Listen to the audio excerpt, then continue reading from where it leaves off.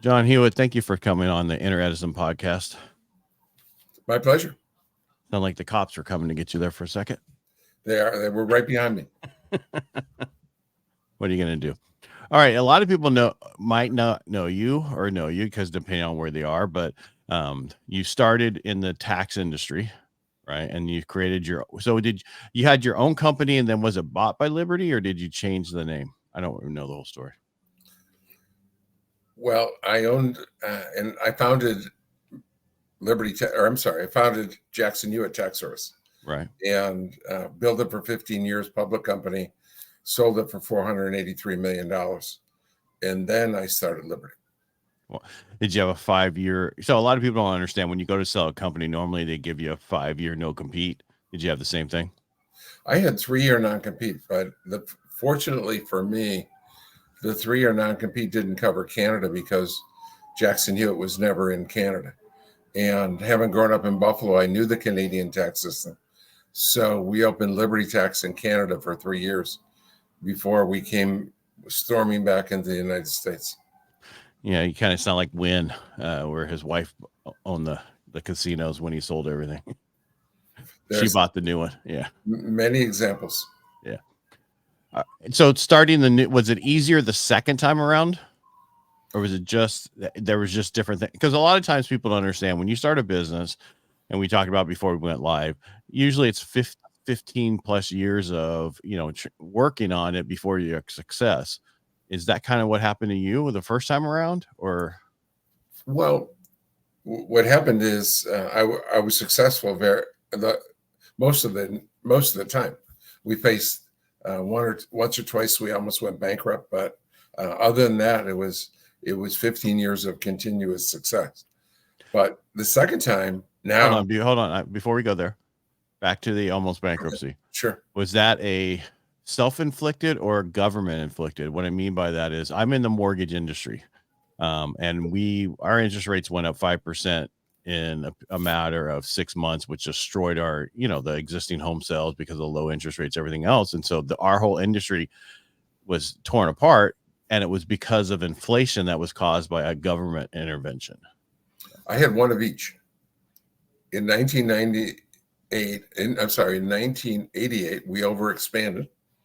And in 1995, the IRS almost ruined the industry. So it was each bankruptcy was one of each of what you asked. But you said you almost. Exactly. Never went bankrupt. Right. So, all right. So let's go back to that a little bit. So people don't understand that sometimes when you make a mistake in business, how did you come out of it on the other side? Did your debt people work with you?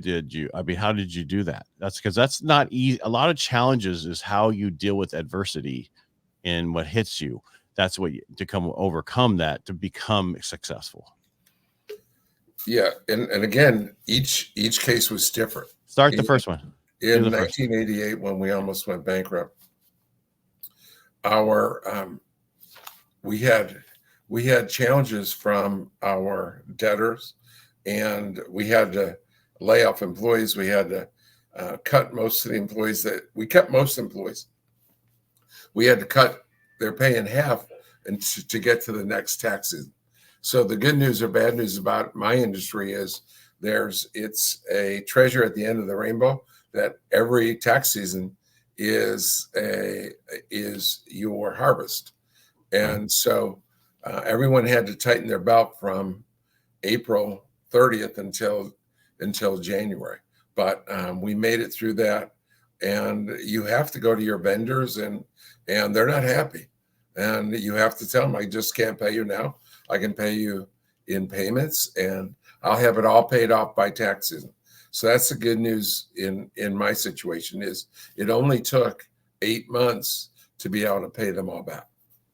Right. And which is unusual because not every industry has that same thing. Where Exactly. they know, yeah. I mean, you guys are gonna, April, and then what's the other one is October, right? Did you do business too, or just personal? We do 90 back then. Jackson Hewitt was about 98% personal returns. Okay. So it was all done in April.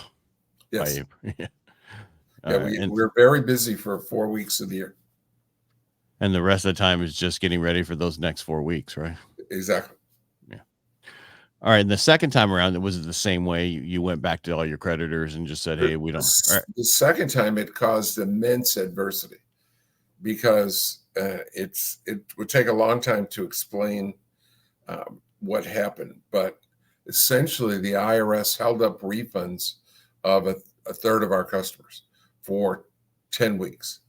And so these customers that were used to getting their refunds in early February had to wait until June. And we had fronted them their tax preparation fees. So they didn't pay you can imagine how many people came running in January in June when they got their check and said, "Here's the money we owe you." Yeah. Right. And right. and in many cases they had gotten a bank loan. And in some of the cases we had guaranteed the bank loan. And so it was a very, very difficult, tense situation. There were bomb threats and guns and fistfights, and our franchisees didn't get paid by the customers. We didn't get paid by the franchisees.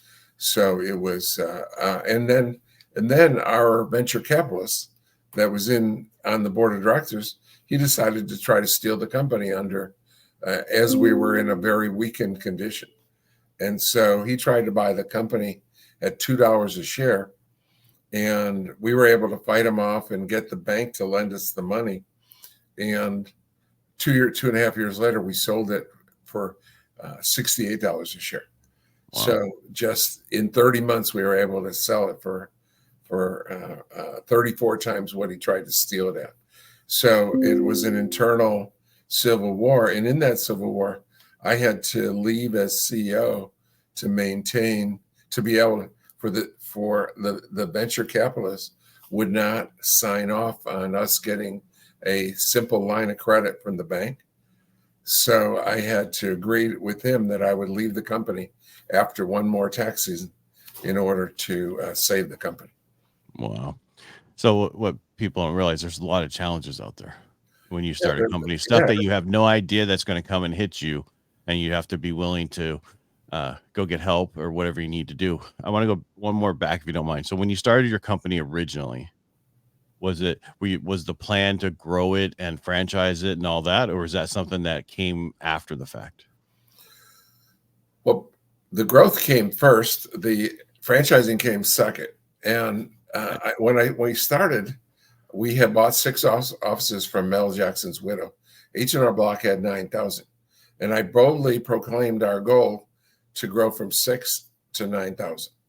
So to add 8,995 offices to be number one. And I immediately opened company locations. So in 6 months, we had 11, 18 months, we had 15, and 30 months, we had 21. So to grow from 60 to 26 to 21 in 30 months isn't bad. That's great growth. However, our goal was 9,000. And I realized I'd be about 700 years old by the time we got to 9,000. So then I started franchising. So the second biggest mistake I ever made at Jackson Hewitt was to not start franchising from day one. But I mean, how did you come up with the idea to be that big from the beginning? I've just always I've always been a competitor. Always wanted to be number one. I never settled. I've lived in this age of bliss, and I knew it was possible that there are other industries that there was a large number one player, and then someone came in and passed them. That's rare. And there's times like Pepsi almost caught Coke, but never caught Coke. And there was, back 100 years ago, 110 years ago, Ford had 50% market share. And there were about 30 or 40 other car companies that had about 1% each. And Henry Ford made one of the dumbest statements of all time. They can have any color they want as long as it's black. And so General Motors was formed. And within 10 years, General Motors became bigger than Ford and still is to this day because he was hard-headed, and he wouldn't give the customers originally choice of colors, and General Motors added comfortable seating and cushions, and Ford was just a hardhead and kept going in the same direction. So it's been done before, and my goal is always to be number one. And basically what I'm hearing is listen to your customer. Exactly. It doesn't matter what you or I think at it only matters what they think. Correct. A lot of people understand, customers aren't always right, but they're all we got. Exactly. They pay all of our bills. That's right. That is correct. That's correct. All right. So seen some challenges. And then, so the second time around, after you sold it, made a little bit of money, and and then 3 years later, you went to Canada and opened it.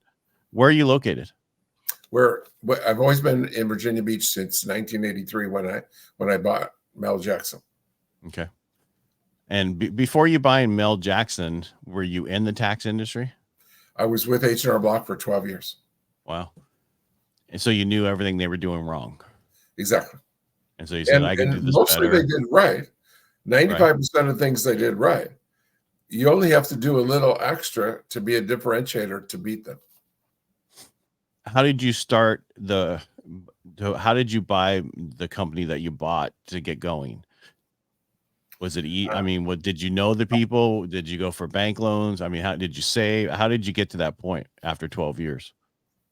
We went out and raised, I raised from friends and family $129,000, and then got seller financing from Mel Jackson's widow, and then got an SBA loan of $75,000.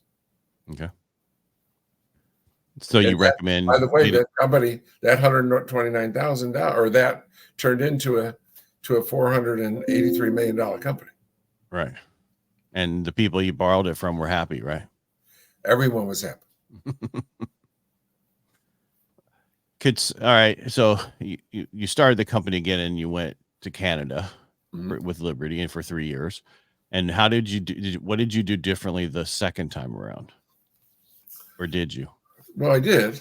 Ed, if you start something for 15 years and grow it for 15 years and you don't learn a zillion things, you're an idiot. So I learned so many lessons in that time. For example, I already mentioned one. The second biggest mistake that I ever made at Jackson Hewitt was not to franchise. The day we opened, we started franchising. So it took me 2.5 years to almost 3 years to franchise that Jackson Hewitt. And it didn't take me 2.5 minutes to start franchising when I started Liberty Tax. But I had, in addition to, the difficult part was now I had to compete against two national companies, and one had my own name and my own people and my own system. That was the difficult part. But the good news, I was a lot smarter. I was a lot more experienced, and I took my top 5 people with me. So I had great people that had been working with me on average for over 10 years. And that we didn't have to learn each other and start from scratch and train people and so forth. And my name in the industry was prominent. Right. There's only 2 guys that have ever built national tax companies in both the United States and Canada. And that's Henry Block and John Hewitt. So if you're in the tax industry, you know who I am, and I have instant credibility. So I was way more experienced, have total credibility in the industry, and I had great people that had come over with me. Well, that's what I was going to say. When the second time around, when you started franchising from the beginning, you also had people knew who you were. Exactly. The first time around, if you would have tried to do it from the beginning, they'd had no idea who you were. You worked for H&R Block for 12 years. Exactly. But you showed what you could do, and you had a track record of what you could do. Exactly. Now, do you still own Liberty? No, I sold. I took it to a public company worth $500 million. And just as in Jackson Hewitt, I sold all my stock. And that just wasn't enough for you to stop and retire? When I was young, I've always been, I think you get the sense that I'm cocky or self-confident. I've always been I've always had that from birth, seemingly from birth.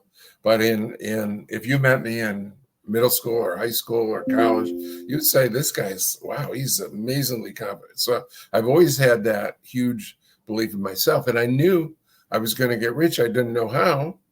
I was from a poor family, but I just knew I was going to get rich, and I found it when I started working for Block in the tax industry, the vehicle to get there. And then I thought when I was a kid, oh, I'll make a few $1 million and retire. And then I realized, what would I do?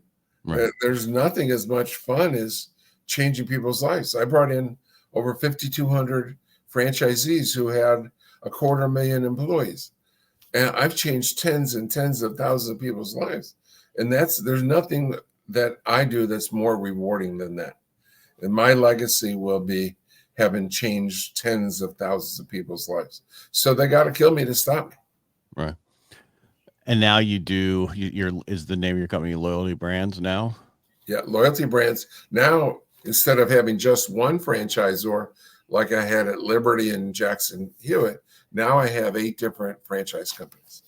And what are those 8 different franchise companies? Well, it would take me a long time to tell you about all 8 of them. So I just said, what are the names? I don't need you to explain. Okay, yeah, sure. So Zoom and Grooming, Mobile Grooming, Inspection Boys, Home Inspections, Loyalty Business Brokers, Johnson Staffing, Ledgers Accounting and Tax, Little Medical School, CR3 Roofing, and Siding and Solar, and then ATAX, a direct competitor to Liberty, Jackson Hewitt, and Block. So another one. Yes. And we're the fastest, surprisingly, unsurprisingly, ATAX is faster growing than all 3 of them. Shocking. Is there a huge difference between Canada and the United States tax system or how they do it? There is. Okay. All right. Huge. Back to, so it sounds to me like you're huge into the residential real estate stuff, because you had the inspections, you had the homes, solar. Mm-hmm. How'd you get into that realm? Each one was unique and fortuitous. We found a working model, and in negotiating with the founders, they saw the synergy of getting all these cross-marketing opportunities together. And so you went in and purchased these already in place? All of them, virtually all of them. The only one that we started from scratch was Loyalty Business Brokers. The rest, we partnered with founders of we either bought them or partnered with the founders of the franchisor. Yeah, because I heard it's a lot easier to buy a company than it is to start a company. There are opportunities and problems with both. I've done both. Right. Which do you prefer? Wow. Again, I'm kind of ambivalent. So basically what you're saying, if it makes sense, that's the way you're going to go. Whatever makes more sense. Exactly. In general, I would mildly prefer to take over an existing. Because some people say it's less expensive. Might not be, but overall it seems like, because you're out of the gate, you have the company already there. That's what I've heard from a bunch of people I know who are big into buying companies, is they'd rather buy them already established and those people gone through the things and just help to build them more. That's all true, except for the problem of you have all these people with bad habits that you have to change and usually get rid of because they have bad habits. You're talking about the owners, or you're talking about the people that work there? Everyone. Yeah, but I mean, this just reminds me of the 80s, all the Gordon Geckos. Sure. Buying the companies, not tearing them apart. That was a little different. They were selling them and selling all the assets off and making their money that way. But I just see that it just depends on the situation and what industry you're in. I'm in that whole residential side, and I like the residential side because I can change people's lives for the better with everything I do. Love that. All right. So I'm sure you didn't think you were going to talk about how you got started the way I did it. I'm just curious. And so I wanted to know some of that stuff. What would you recommend somebody starting out 18 years old, just like you was, what would you tell them to do? My advice is very simple. Find something you love to do, work hard, persevere. Nothing worthwhile, everything worthwhile requires hard work, and life's too short. I invented, I think, thank God it's Monday, not thank God it's Friday, because if you're going to work on Monday morning, not looking forward to it, you're going to the wrong spot. So find something, place you love to work hard, persevere. All right. Now, the 12 years at H&R Block, was that your full? Did you love to go to work? When I started, I was a tax preparer part-time while I was in college. Okay. And I just loved my job. And I was promoted in my second season when I was 21 years old. I was promoted I left college, never finished, to be a district manager running 10 offices with 70 employees. And I was hired by a regional director. And I set my goal at 21. I want to be a regional director and an H&R Block regional director. 10 years later, I was. And we were given a lot of autonomy because it was run out of Kansas City. And that's where the headquarters was. But you had your own region and you were given so much autonomy. I would only see my boss, like 3 or 4 times a year. And so I loved the fact that I got to work on my own, and I excelled at it and loved helping people and changing lives. So then you just went out and did your own. Yeah. So, then my dad really pulled me into self-employment. He was a CFO of a public company, and he loved the little Apple computer he bought by mail better than the mainframe that was running his public company. And he said, John, let's computerize taxes. But I was so happy at Block. It took him about almost a year to convince me to leave Block and join him on that journey. And then no one wanted it. We were way ahead of our time. It was 1981 and 82, and people were afraid of computers. Most people never saw a desktop. And so when we came into the marketplace, no one wanted it. And I got blessed and found Mel Jackson Tax Service and started the first retail chain using a desktop in the country. H&R Block had tried it, and they announced in their annual report, this is how visionary they were. In 1983, public company, Fortune 500, they said, people ask us why we don't computerize. We say, we tried it. Customers don't care. It doesn't save us any money. We're never going to computerize. So that's the world I started in, and just in the right place at the right time. Well, 1984 was a different time when it comes to computers. The first Apple stuff was coming out. You had this, you didn't have what we have now. There was nowhere close to this, because I graduated high school in 1984. So I lived through all the computer changes that we've had when you had floppy disks and then the other disks, and your first hard drive was 10 megabytes and you thought that was amazing. Yeah. This phone is about 1 million times better than the Apple in terms of memory and capability than the Apple we built the tax software on in 1981. Yeah. I mean, because when I got in my industry, we ordered credit reports and they would fax it over to us after, now it's like seconds. You don't have to do anything. So it's amazing how that whole industry has helped change stuff. And I talked to a lot of people. I said, the opportunity today that you have because of all the connectivity and everything we have is so much better than we had back in the 80s, the 90s, and the 2000s. But the biggest problem most people have is it's too much. They don't know where to get going, where to get started, because there's too much information out there. Do you run into that at all? I don't, because I'm tunnel vision on my own industries, and I have all my experience. So that doesn't happen in my life. Right. But you're, like you said, you focused, your main stuff has always been taxes. Exactly. This is my 55th tax season. Wow. See, a lot of people are like, okay, I've been doing this for 15 years and I still haven't been super successful. Keep going is what you would tell them, right? Relook at what they're doing, but keep going.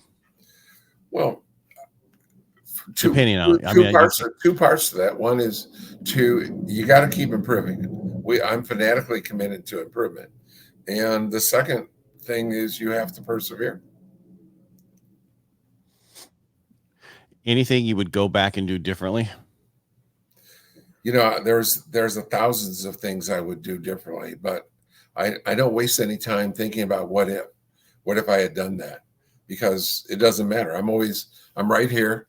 It's March 13th, and I'm ready to go. And this is where I am. Now I got to go further. They say people that are the most successful have made the most mistakes. And I believe that. I've either seen every mistake in this industry or made every mistake in this industry. So everyone gets knocked down. The winners just always get up. That's right. Yeah, I mean, that's what I tell my clients when I talk to clients. It's like, I don't care what has happened to you, because whatever happened to you, guarantee it happened to me and worse. So there's no judgment in this world at all. There's no reason to. We're just here to help you get better and get into that situation. John, thank you for coming on the Inner Edison podcast today. I really appreciate it. Getting to know your different businesses and how you did them and what you got started and all that stuff. I appreciate it. It's been my pleasure. Thanks for having me. And now, do you need people to get in touch with you? Certain things, like if they're listening to you and they want to maybe get you on their podcast, if they have one, how do they get a hold of you? Or get a free copy of my book. How do they do that? On Amazon, but if you reach out to me and give me your address, it's John, JOHN, at loyaltybrands.com. We'll be happy to send you a free copy of my book. All right, perfect. Again, John, thank you so much for being on Inner Edison podcast today. My pleasure. Thank you.